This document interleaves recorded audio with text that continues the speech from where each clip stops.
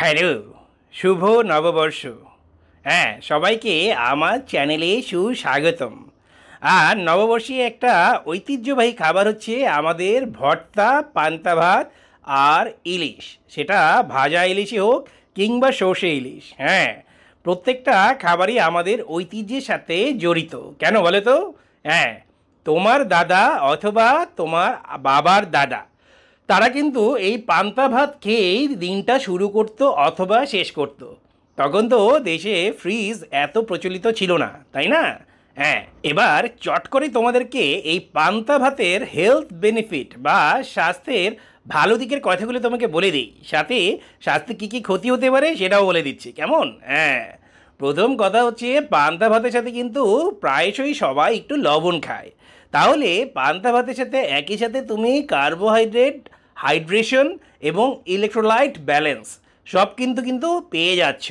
হ্যাঁ, কিন্তু এই পান্তা ভাতের সাথে যদি হচ্ছে গিয়ে অনেক বেশি পরিমাণে ঝাল দেয়া কোনো মশলাদার খাবার তুমি খাও, মানে সত্যি কথা বলতে এই ভর্তা, সেগুলো কিন্তু তোমার গ্যাস্ট্রাইটিস করতে পারে। আর কি এর সাথে যে পোড়া শুকনা মরিচ বা অন্য যে জিনিসগুলো বেশিরভাগ মানুষজন খেয়ে থাকে, সেটা কিন্তু স্বাস্থ্যের জন্য কিছুটা হলেও হানিকর।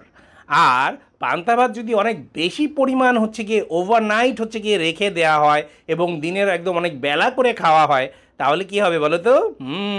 সেখানে কিন্তু অ্যালকোহল প্রোডাকশন হতে পারে। তো সেরকমভাবে পান্তা ভাতটা না খাওয়াই ভালো, নাকি? আমি যে আজকে খাচ্ছি এটা ঢং করে খাচ্ছি, গরম ভাতের মধ্যে পানি ঢেলে খাচ্ছি। তার কারণ আমাদের বাসায় কেউই পান্তা ভাত কীভাবে অ্যাকচুয়ালি বানাতে হয় বা অথেন্টিকভাবে কীভাবে বানাতে হয় সেটা জানে না। তো যাই হোক, সেটা আগেই তোমাদের কাছে ক্ষমা চেয়ে নিচ্ছি। কিন্তু এই পানি ভাত, পান্তা ভাত না হলেও এটাকে নাম দিলুম পানি ভাত। এই পানি ভাত দিয়েও কিন্তু ভর্তাগুলো খেতে আমার খারাপ লাগছে না। কারণ ভর্তা তো হচ্ছে গিয়ে বলেছিলাম যে একদম ঝাল কম দিতে, একদম হচ্ছে গিয়ে হাইজিন মেনটেন করে তৈরি করতে।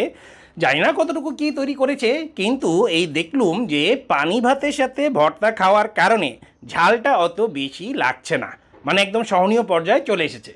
এবং আরেকটা জিনিস খেয়াল করে দেখলাম, এই পানি ভাতের সাথে যখনই ভর্তাটা মিক্স করছি তখনই পানি ভাতের পানিটা কেমন যেন একটা ঝোলে কনভার্ট হয়ে যাচ্ছে, যেটা কিন্তু খাবারের টেস্টটা অনেক গুণ বাড়িয়ে দিচ্ছে।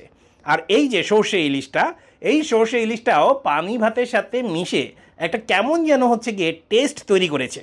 মানে আমার কাছে কিন্তু ব্যাপারটা একদম ইউনিক লাগছে। আমি জানি না প্রতিদিন এটা খেতে ভালো লাগবে কি না, কিন্তু বছরে একদিন বা বিশেষ কোনো একটা অকেশনকে সামনে রেখে এভাবে খেতে কিন্তু আমার বেশ ভালো লেগেছে।